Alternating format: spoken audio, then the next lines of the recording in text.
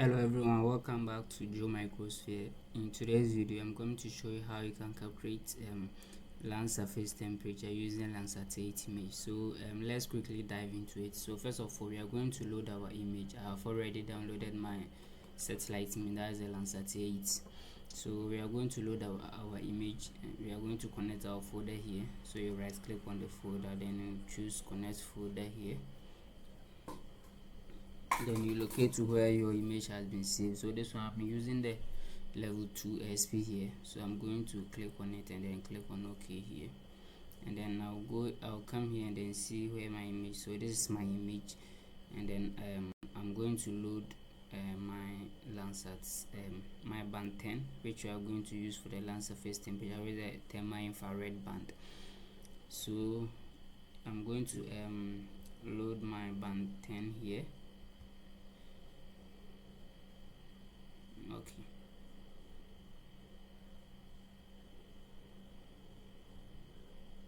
alright, so this is my image, and then as you can see, I have my study area on it. Alright, so this is my study area, and this is my image. So for now I'm going to uncheck my study area. Okay, so this is our Landsat 10 image. So let's rename it and make it B10. Okay, so that's represent the band 10. So let me show you the process and then the step that we are going to use to calculate our land surface temperature. So this is the estimation of land surface temperature using Landsat 8 imagery. That's the band 1 to band 10, which we are using the band 10, that's the thermal infrared, and then we are going to use band 4 and 5 for NDVI calculation. So the first step that we are going to do is we are going to calculate for the top of the atmosphere radiance. That is the ML times kcal plus AL, which we are going to find all this information on the metadata. I will show you how you can read the metadata. Then we have the second one is the top of the atmosphere. Then we are going to do for NDVI, and then from NDVI we do for proportional vegetation, and then we calculate for our land surface emissivity, and then last one will be our land surface temperature here. So let's quickly begin. Okay, so this is our ML, our AL, and the K1 and K2. They are all constant values, which we are going to show you. So first of all, let's go to our geoprocessing tool and then open our raster calculator. So we can just search here raster calculator.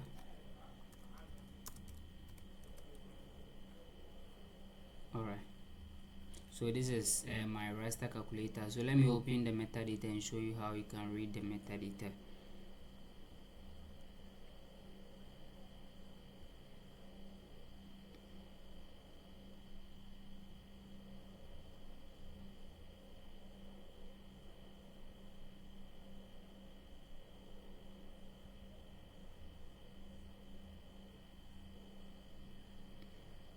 Alright, so this is my metadata, and then this is my radiance multi-band, that's the band 10. So this is the multiplicative band. So let me show you where the multiplicative band can be found on the steps. So this is our multiplicating band, and then this is our QGIS, that's the band 10, and then this is our additive band. So here this is our band 10, that is the 3.3208. So we are going to convert this one into decimal, and then let's look for our additive band. So this is our multiplicative band. Let's look for our additive band. So this is our additive band 10, that is 0.1000. So we are going to use this one. So to convert this one into what do you call decimal, you just have to copy it, and then you can open Excel.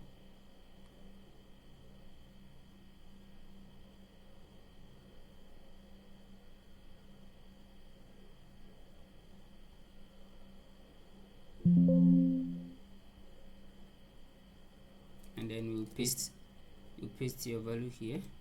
Okay, let me copy it again.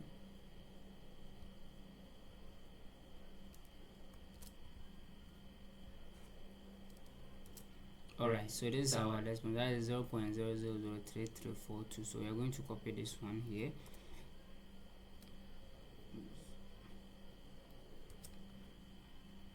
So you are going to copy that one, and then paste it here.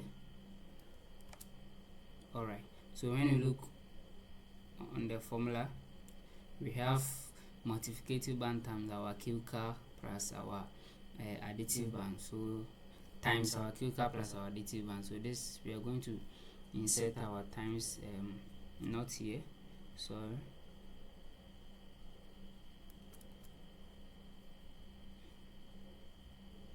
Alright, times our band 10, that is the QGIS, plus our additive band, that is 0.1. So let's go and copy it. Alright, so this is our 0.1 here.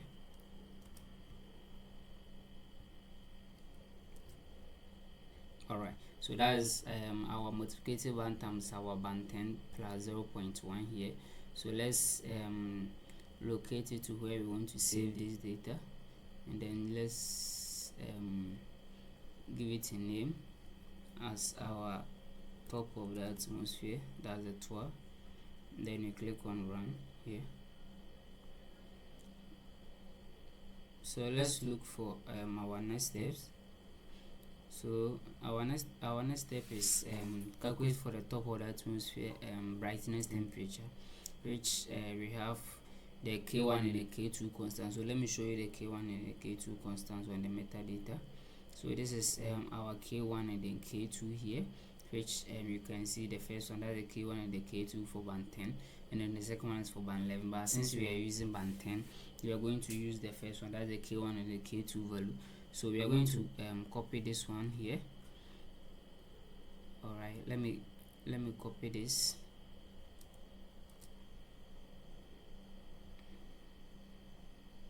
Alright, so now we have our top of the atmosphere here.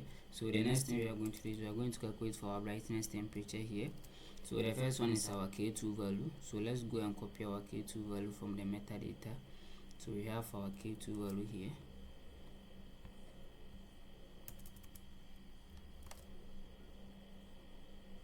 Alright, so this is my K2 value, and then this is a formula here. Let me show you where you can find it. So this is it. So I'm going to replace it here. Alright,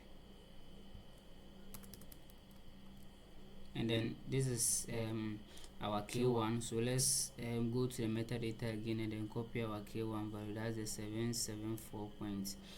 774.8853. So let's paste our K1 value here.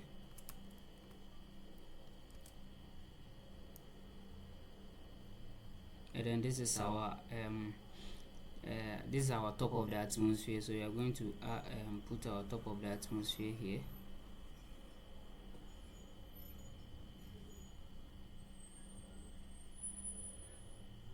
Alright, and then we are going to name it as BT, that's the brightness temperature, and then after that then we can run it.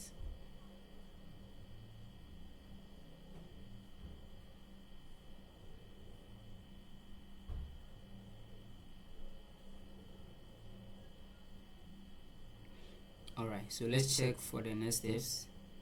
So our next step is we are going to calculate for NDVI here. So the NDVI is the fruit, that is near infrared minus red plus fruits near infrared plus red. So let's copy our NDVI here, or so our near infrared is our band 5, and then our red is our band 4. So let's add our band 4 and 5.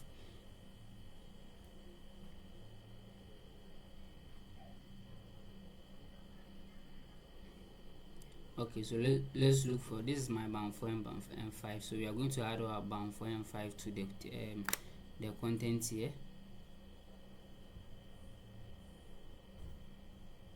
Okay, so now we have our band 4 and then the band 5. So let's make this one B5, and then let's make this one as B4.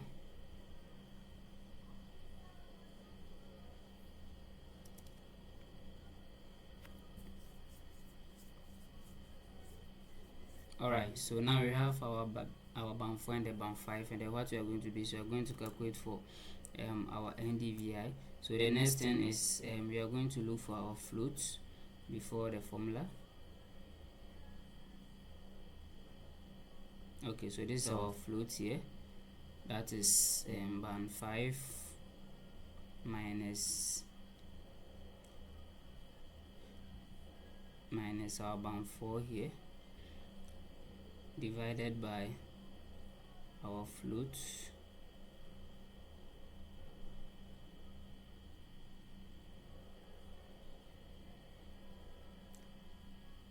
Our float, that's band 5 plus band 4, then rename it as NDVI here.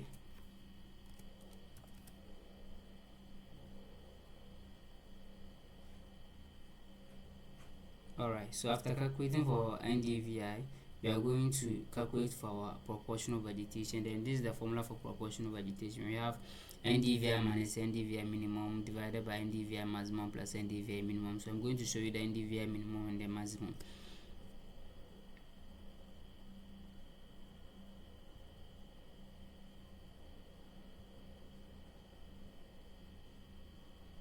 Alright, so this is our NDVI value, and then let me show you the 0.66 is our NDVI maximum, and then the negative 0.2 is our NDVI minimum. So let's insert the formula here.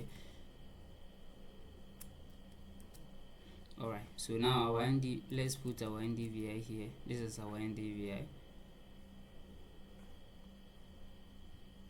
Alright, so now we have our NDVI, and then here is our NDVI minimum. Since our NDVI minimum is negative, and then here too we have negative, so negative will cancel negative, which will be positive. So it's going to be plus 0.214567 divided by NDVI maximum. So let's insert our NDVI maximum here, 0.660357 here, plus NDVI minimum. So NDVI minimum is negative, so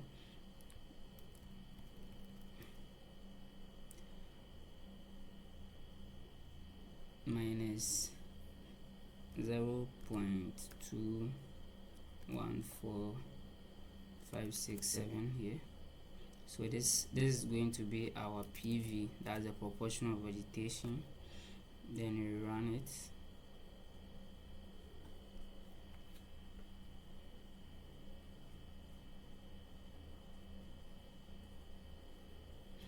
Alright, so let's check our formula and then see the next. So the next one is we are going to calculate for our emissivity. So this is the formula for our land surface emissivity. That is 0.004 times our PV plus 0.986. So the 0.004 and the 0.986 are constant, which we are going to insert our proportional vegetation that we just calculated for. So this is our proportional vegetation. So we are going to insert our proportional vegetation in the formula. So this is so we are going to insert our proportional vegetation here. Alright, so that is 0.004 times PV plus this, and then we are going to name it as emissivity here. So we can just make it EM as our emissivity, and then after that we check it and then we run it. Alright, so after calculating for your land surface emissivity, the last step that we are going to calculate is our land surface temperature, and then these are the value for our land surface temperature, and then this is our wavelength, which we are going to insert it here, and this is our brightness temperature we calculated for, and then this is our emissivity. So let me copy this, and then we insert our values in it. Alright, so this is our land surface emissivity. So let me insert this formula, that's our land surface temperature formula. So here we are going to insert our brightness temperature here. So let's look for our BT. Alright, so this is our BT here, and then we have our wavelength. So let's check for the wavelength. Alright, so this is our wavelength, that's the 10.8. which is constant. You need always use 10.8. And then we have our BT again here. So here too, we are going to insert our BT. Alright, so after this one, here we are going to insert our formula, that's the ln. So you scroll down and then you look for your formula as your ln, then you insert it here. So let's remove this one, and then we are going to insert our emissivity here.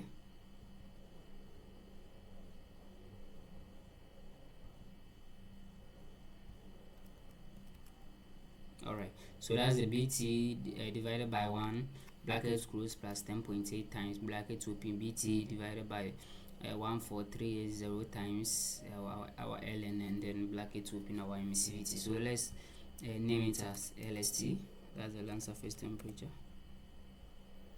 Alright, so let's run it.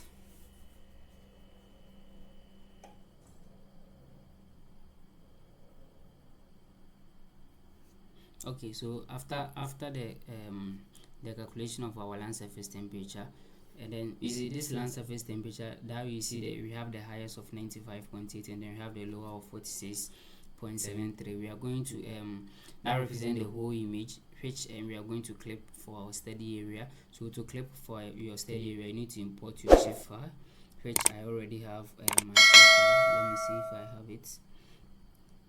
Okay, let me see.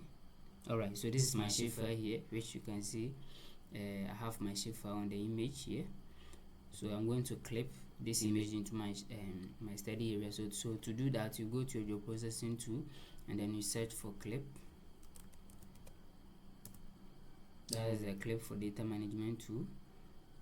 So input raster will be your LST, and then your output will be your study area. And then you check this one, use input feature for clipping geometry, and then maintain clipping extent, then you run it.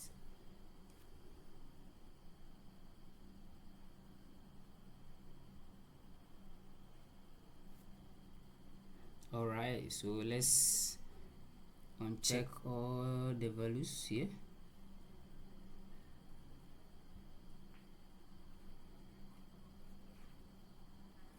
Alright, so I think it's not done.